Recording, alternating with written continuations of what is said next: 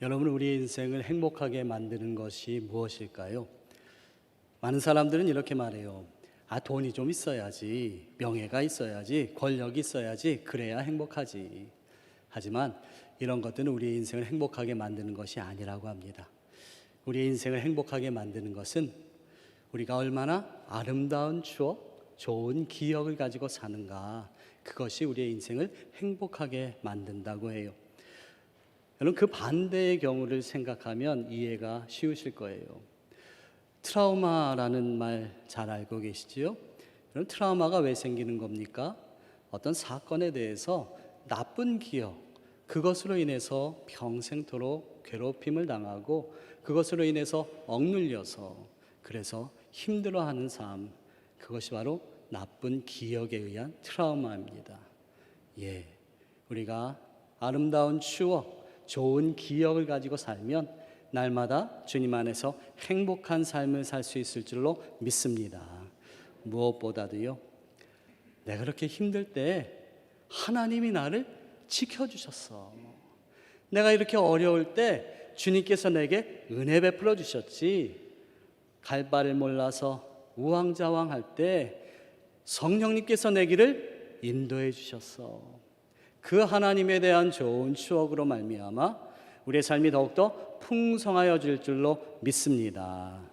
오늘도 그래서 우리가 기도해야 될 것이 이것이에요. 하나님, 제게 좋은 추억을 만들어 주옵소서. 하나님에 대한 아름다운 추억, 전능하신 하나님을 만남으로 말미암아 내 삶이 주님 안에서 더욱더 풍성하여지며 무엇보다 내가 힘들고 어려울 때 그 하나님께서 그때도 지켜주신 것처럼 지금도 지켜주시며 날마다 내 길을 인도하실 거야.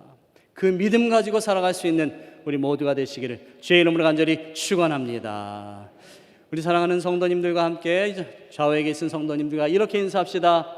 오늘도 아름다운 추억 많이 만드세요.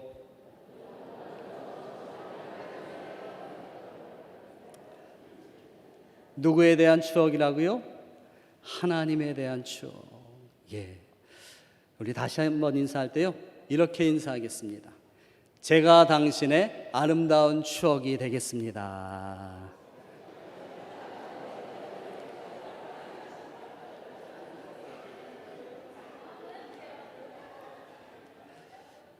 누군가에게 늘 좋은 추억으로 남았으면 좋겠습니다. 그분 생각할 때마다 너무너무 기쁘다. 또 만나고 싶어. 그런 인생으로 우리 모두가 살았으면 좋겠어요. 저에게도 우리 남대문 교회가 좋은 추억이고 아름다운 기억입니다. 제가 1997년도에 신학대학원 다닐 때요, 이제 견습 선교사로 우즈베키스탄에 파송을 받아서 갔어요. 그 우즈베키스탄에 이승률 선교사님 밑으로 갈 때, 그때 1997년 7월 요맘때였습니다. 수요 예배 때에 우리 조유택 목사님께서 파송 예배를 드려주셨어요. 그래서 그때 남대문 교회에서 파송받고 7월 달에 우즈베키스탄에 갔다가요, 제가 또 12월 달에 갑작스럽게 급성 A형 간염을 앓게 돼요. 그래서 40도가 넘는 고열에 생사를 넘나들 때에 그때 우리 남대문 교회에서 많이 기도해 주시고 모든 성도님들께서 기도해 주셔서 건강하게 회복되고 이렇게 잘 사역하고 있습니다. 이 자리를 빌어서 다시 한번 감사드리고요. 오늘도 우리가 좋은 추억, 아름다운 기억을 남기는 그런 한 날이 되기를 주의 이름으로 간절히 축원합니다. 여러분, 33분마다 한 명이라는 통계 수치가 있습니다. 무엇을 의미할까요? 안타깝게도 우리 대한민국에서 자살하는 사람들의 그 숫자라고 그래요. 청소년들의 청소년들의 사망 원인 1위가 바로 자살이라고 합니다. 제가 얼마 전에 그 청소년들의 자살에 관한 그러한 글을 써야 돼서 그 부분을 좀 찾다 보니까 대부분 청소년 자살에 대한 이야기를 하면서 동일하게 이러한 단어가 등장했어요. 바로 비관 자살이라는 말이에요. 여러분, 비관이라는 말이 뭡니까? 사전적인 의미로는 이렇습니다. 인생을 어둡게만 보아서 슬퍼하거나 절망스럽게 여김, 앞으로의 일이 잘 안 될 것이라고 봄. 예, 모든 것이 안 될 것이다. 낭망하며 실망하며 그렇게 절망하는 가운데서 비관하며 자살하는 경우가 참 많죠. 여러분, 이 말에 반대되는 말이 뭐예요? 낙관이라는 말이에요. 낙관.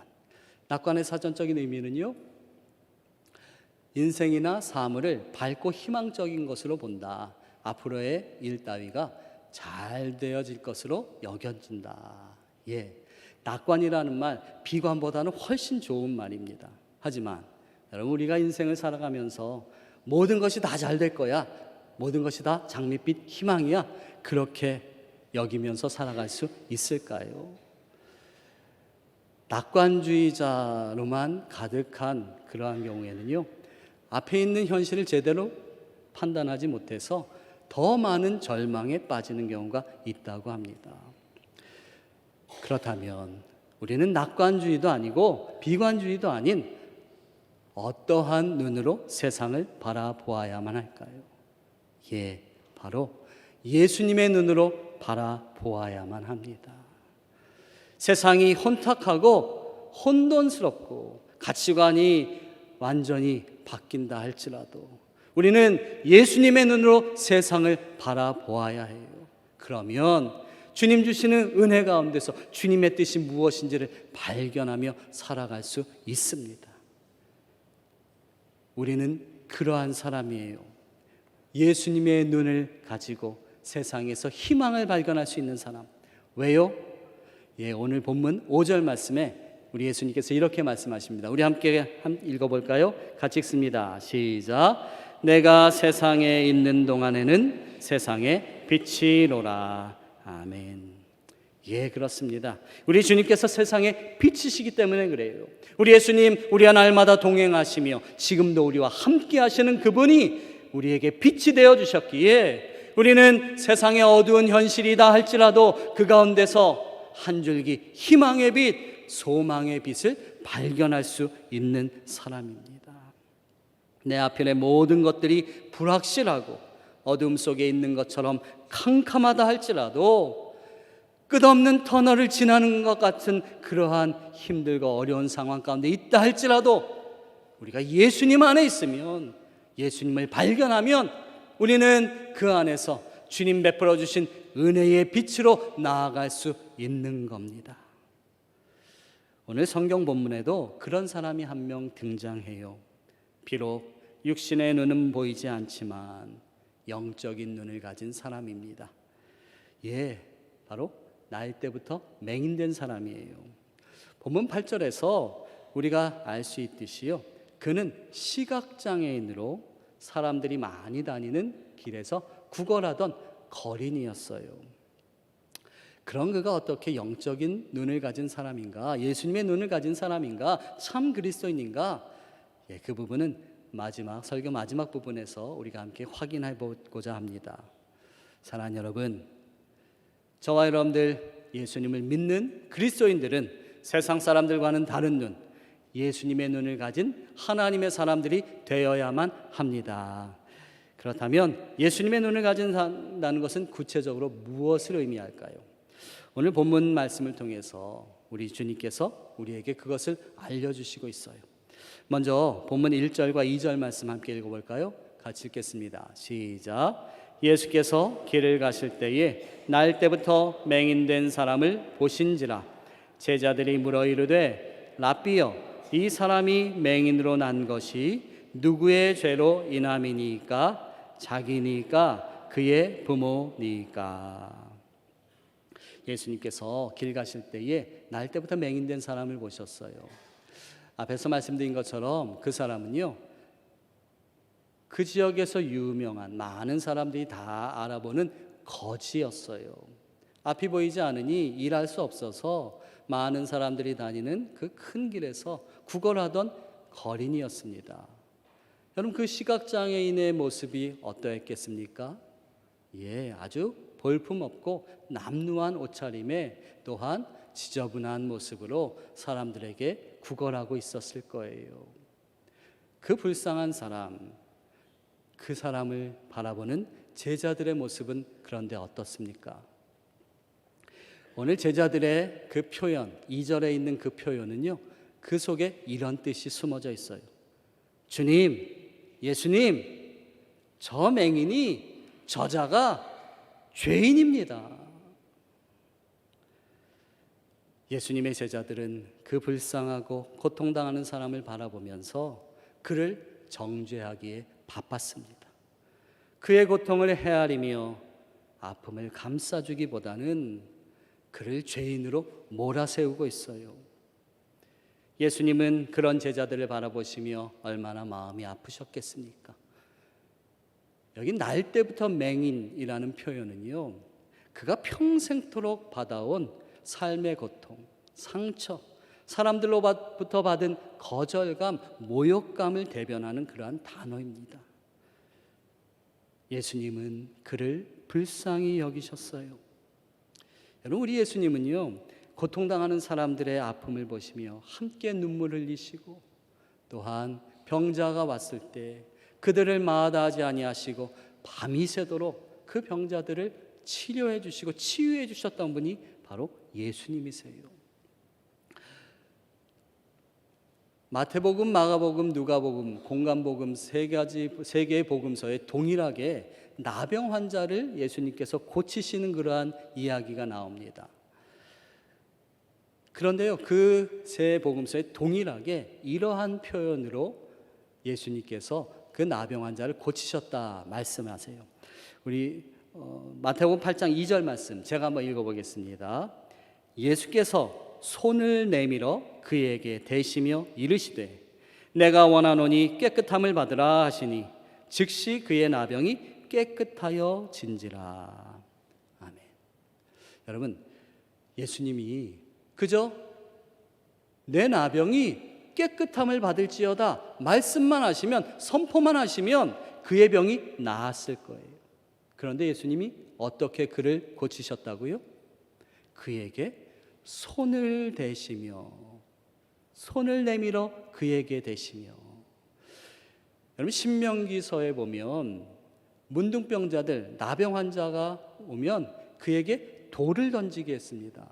여러분, 그 이유가 뭘까요? 예, 물론 부정하니까 그렇게 했어요. 하지만 거기에는 하나님의 뜻이 계셨어요. 그 이유는요, 나병 환자가 가까이 왔을 때 가까이 오지 못하도록 하기 위해서 돌을 던지는 거예요. 돌을 던져서 그가 가까이 오지 못하도록. 그 이유가 뭡니까? 나병은 전염되는 병이기 때문에. 그래서 다른 사람에게 전염되지 않도록 하기 위해서 돌을 던졌던 거예요. 무슨 의미예요? 그 나병 환자, 문둥병자는요, 평생토록 나병이 발병한 이후에 그 이후에 평생토록 그 누구도 그를 만져주지 않았다는 거예요. 사람의 손길을 느껴보지 못했던 그 나병 환자. 그런데 예수님은 그에게 손을 내밀어 대셨어요. 그의 육신의 병뿐만 아니라 마음의 병까지도, 그 심령의 병까지도 다 낫게 해주신 분, 그분이 바로 예수님입니다. 예수님은 그 날 때부터 맹인된 사람을 죄인이라고 몰아세우지 않으세요. 그에게서 놀라운 하나님의 일을 발견하시고 보셨던 분이 예수님이십니다. 심지어 예수님은요, 음행 중에 잡혀온 여자도요, 먼저 정죄하지 않으셨어요. 그 여인을 향해서 예수님 뭐라 말씀하셨습니까? 나도 너를 정죄하지 아니하노니 가서 다시는 죄를 범하지 말라. 예수님은 정죄하기보다 먼저 용서하십니다. 그리고 더 이상은 죄를 짓지 말아라 말씀하시는 거죠. 그런데 우리는 어떻습니까? 정죄할 것부터 찾잖아요. 비난할 것부터 찾잖아요. 하지만 예수님은 용서할 것부터 찾으셨습니다. 그런 예수님의 사랑, 그 긍휼한 마음으로 세상을 바라봐야 하는데 제자들은 그렇게 하지 않았어요. 주님의 눈으로 그 연약한 사람, 그 약한 사람을 바라보며 보듬어줘야 하는데 그저 그에게서 죄를 찾아내려고 죄인이라고 몰아세우고 있습니다. 그런데 여러분, 그 제자의 모습이 혹여 저와 여러분들의 모습은 아닙니까? 내 주변의 이웃들을 향해서 긍휼의 눈, 사랑의 눈으로 바라보며 그들의 형편을 이해하고 그들의 삶을 헤아려 줘야 하는데, 그러기보다는 먼저 정죄할 것을 찾고 비난거리를 찾는 것이 저와 여러분 아니에요? 심지어는 나의 가장 가까운 가족, 자녀들, 배우자를 향해서 정죄하게 바쁜 모습이 저와 여러분 아닙니까? 로마서 2장 1절에서 주님께서 우리에게 이렇게 말씀하세요.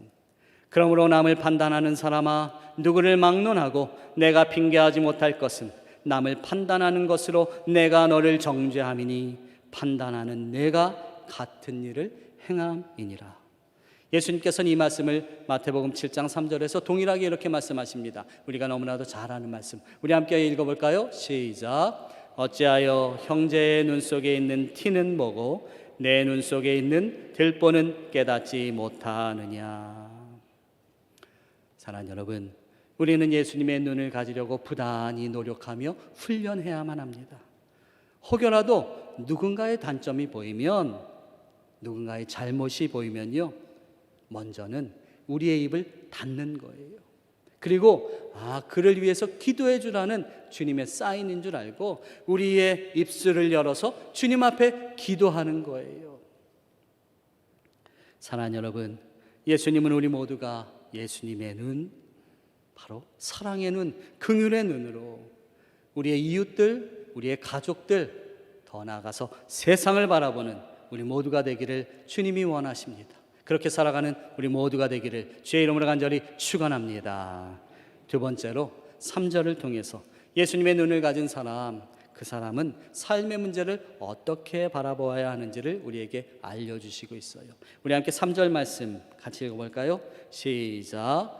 예수께서 대답하시되 이 사람이나 그 부모의 죄로 인한 것이 아니라 그에게서 하나님이 하시는 일을 나타내고자 하심이라. 아멘. 이 세상을 살아가는 모든 사람들은요, 크고 작은 어려움을 직면하게 됩니다. 우리가 그렇게 살기를 원치는 않지만 우리 삶 가운데 고난의 문제, 삶의 어려운 문제들이 도사리고 있어요. 그것은 우리가 경험하는 삶의 그러한 현상입니다.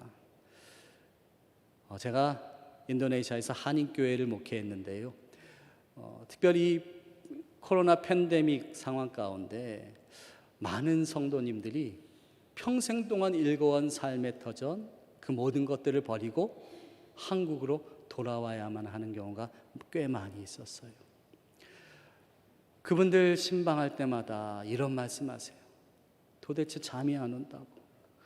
내가 평생 동안 읽어왔던 이 사업터를 놔두고 이걸 다 정리하고 가야 된다는 상황이 너무너무 기가 막혀서 잠이 오지 않는다고. 매일 잠 못 드는, 뜬 눈으로 지새우는 밤을 새우는 사람들이 참 많이 있었어요. 어쩌면 지금도 여러분 가운데 그러한 삶의 고난, 삶의 어려움을 겪고 계신 분이 있을 줄로 압니다. 이 문제를 우리는 어떻게 바라보아야만 할까요? 믿음의 눈으로 바라보아야만 합니다. 예수님의 눈으로 바라보아야 해요. 오직 의인은 믿음으로 말미암아 살리라. 하나님이 함께 하시잖아. 주님께서 뜻이 계시겠지. 비록 이 어려움 속에서도 나를 단련시키신 후에 나를 정금 같게 하실 하나님, 그 하나님을 바라보면서 주님의 뜻을 구하는 그러한 하나님의 사람으로 살기를 주님은 원하세요. 여러분, 민수기 13장 14장에 보면요, 모세가 가데스 바네아에서 12명의 정탐꾼을 가나안 땅으로 보내는 그러한 기사가 나옵니다.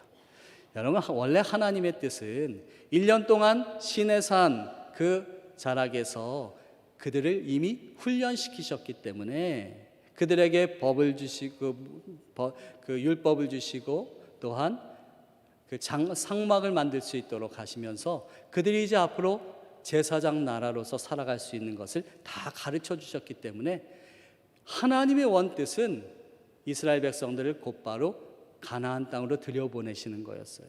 40년의 광야 생활 없이. 그런데 그 12명의 정탐꾼 가운데 10명의 정탐꾼이 하나님께서 허락하신 가나안 땅을 그렇게 악평하며, 또한 그로 말미암아 모든 백성들이 하나님 앞에서 불순종하고 하나님 앞에 원망하는 그들의 모습을 보시면서 하나님께서 40년 동안의 광야 훈련을 허락하신 겁니다. 그때에 10명의 정탐꾼이 이야기했던 그 보고가 뭡니까? 저 가나안 땅에 네피림 후손 아낙 자손들이 삽니다. 거기에는 그들이 사는 거기에 비하면 우리는 메뚜기예요, 메뚜기. 여러분, 누가 그들에게 메뚜기라고 다른 사람들이 말한 겁니까? 아니요, 자기 스스로 메뚜기라고 이야기해요. 그런데요, 나머지 두 사람 정탐꾼, 우리가 잘 아는 여호수아와 갈렙, 뭐라고 말합니까? 민수기 14장 9절입니다. 우리 함께 읽어볼까요? 시작. 다만 여호와를 거역하지는 말라. 또 그 땅 백성을 두려워하지 말라.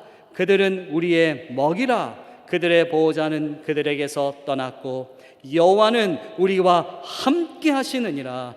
그들을 두려워하지 말라. 아멘. 여호수아와 갈렙이 본 땅은 10명이 본 땅과 다른 땅을 본 겁니까? 아니요, 동일한 땅을 보았어요. 그런데 10명의 정탐꾼은 우리는 메뚜기라고 스스로 자신들을 비하합니다. 하지만 여호수아와 갈렙은 여호와 하나님이 우리와 함께 하신다. 그러기에 저들은 우리의 먹이다. 여러분, 그들의 믿음은 어디에서 온 걸까요?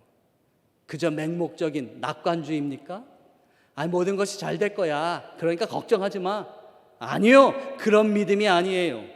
그들이 갖는 그 믿음은 저 애굽 땅에서 10가지 재앙을 내리신 하나님을 직접 목격했기에 그들 앞에 놓인 홍해바다를 가르시는 하나님, 그 홍해바다에 애굽 군대를 수장시키시는 전능하신 하나님을 경험했기에 그 하나님에 대한 아름다운 추억 가지고 지금 우리 앞에 놓인 이 어려움도 반드시 이기게 하실 거야, 반드시 역전시키게 하실 거야.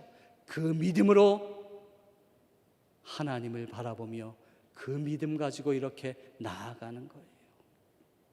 사랑하는 여러분, 우리 삶에 고통의 문제가 있어요. 생길 수 있지요. 어쩌면 지금 그 고통스러운 삶의 현장에서 눈물 흘리시는 분들이 계실 겁니다. 그럴 때요, 절대로 문제만 바라보지 마십시오. 그 문제 뒤에서 이 모든 문제를 해결해 주실 오직 여호와 하나님, 그 하나님만 바라보는 저와 여러분들 되시기를 주의 이름으로 간절히 축원합니다. 마지막으로 오늘 본문의 맹인에 대한 오해를 좀 풀어야 될 것 같습니다. 여러분, 본문에 날 때부터 맹인된 사람, 그 사람을 제자들과 많은 사람들이 어떻게 칭했다고요? 예, 죄인이라고 낙인 찍혔습니다. 그런데요, 그는 세상 사람들의 눈에는 죄인이었지만 예수님의 눈에는 그는 위대한 믿음의 사람이었습니다. 그는 영적인 눈을 가진, 예수님의 눈을 가진 하나님의 사람이었어요. 우리 함께 본문 6절과 7절 말씀 같이 읽어보겠습니다. 같이 읽습니다. 시작. 이 말씀을 하시고 땅에 침을 뱉어 진흙을 이겨 그의 눈에 바르시고 이르시되 실로암 못에 가서 씻으라 하시니, 실로암은 번역하면 보냄을 받았다는 뜻이라. 이에 가서 씻고 밝은 눈으로 왔더라. 아멘. 여러분, 우리 주님께서는 참 특이하고 이상한 방법으로 날 때부터 맹인된 사람을 고치셨습니다. 여러분, 한번 상상해 보십시오. 아까 이미 말씀드린 것처럼 그의 몰골은 아주 남루하고 보잘것없어요. 지저분해요. 그런데요, 예수님께서 땅에다 침을 뱉어서 진흙을 이기십니다.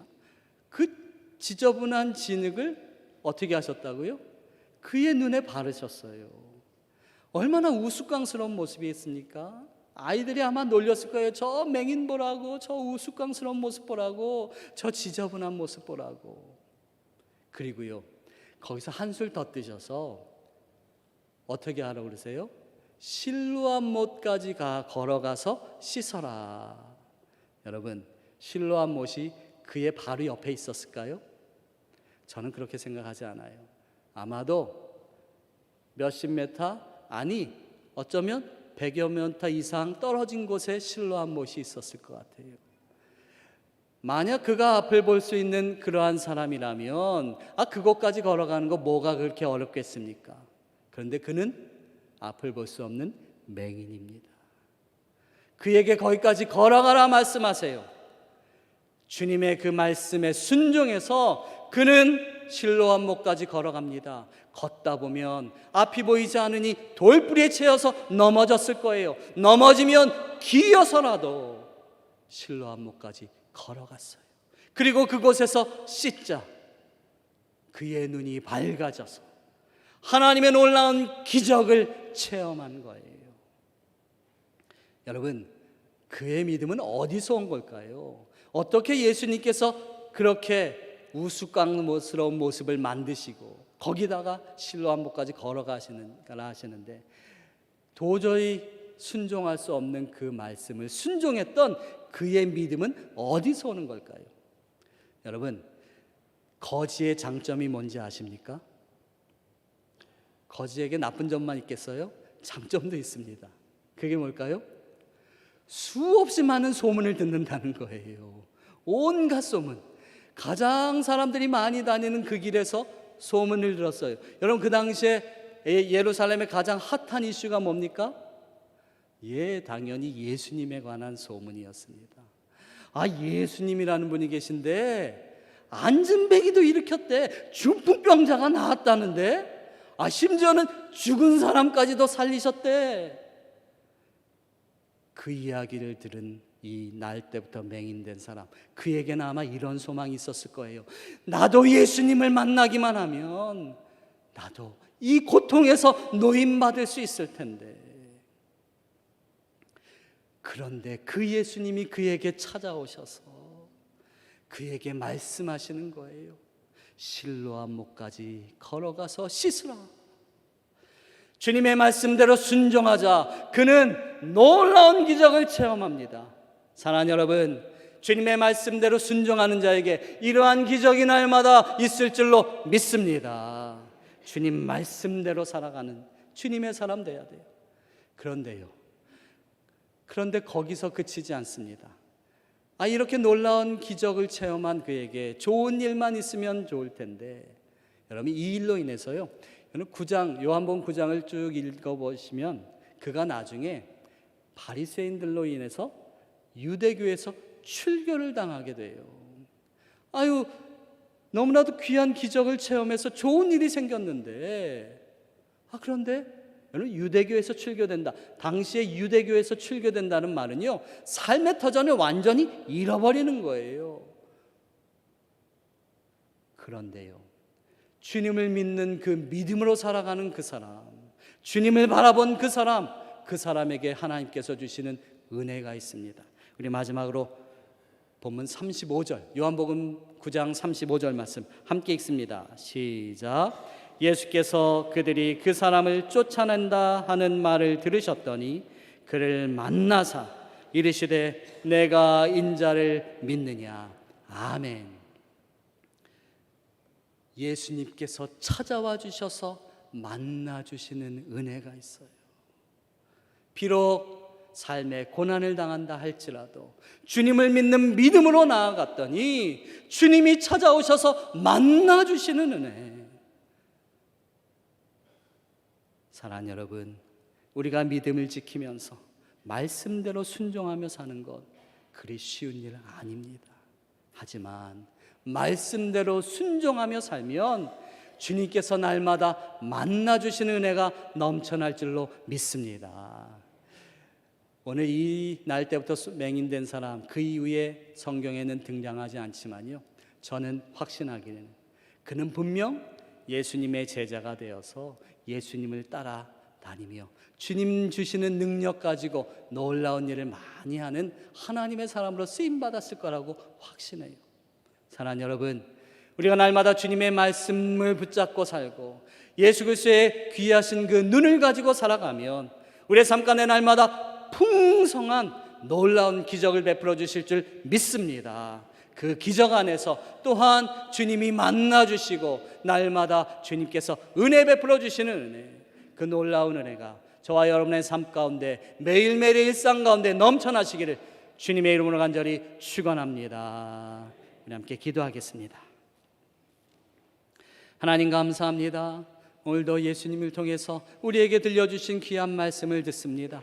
날 때부터 맹인된 사람, 그를 우리가 어떻게 바라봐야 하는지, 또한 세상을 어떻게 바라봐야 되는지 예수님의 눈을 가진 하나님의 사람으로 살라고 우리에게 말씀하여 주시니 감사합니다. 주여, 우리가 날마다 긍휼의 눈 가지고 사랑의 눈 가지고 우리의 이웃들, 무엇보다 우리 사랑하는 가족들을 바라보게 하여 주옵소서. 또한 하나님, 우리의 삶에 문제가 있을 때에, 고통이 있을 때에 그 배후에서 역전시키시는 하나님, 오직 의인은 믿음으로 말미암아 살리라 하신 주님의 말씀대로 믿음 가지고 승리하는 하나님의 사람들 되게 하여 주옵소서. 주님, 아버지, 우리가 살아가는 동안 아버지 무엇보다도 주님을 날마다 만나는 은혜가 넘쳐나기를 원합니다. 우리의 삶 가운데 찾아와 주셔서 우리의 일상 가운데 주님 만나 주시고 말씀하여 주심으로 말미암아 그 말씀대로 순종하여 우리의 살아가는 삶이 날마다 천국되며 하나님 나라가 되게 하여 주옵소서.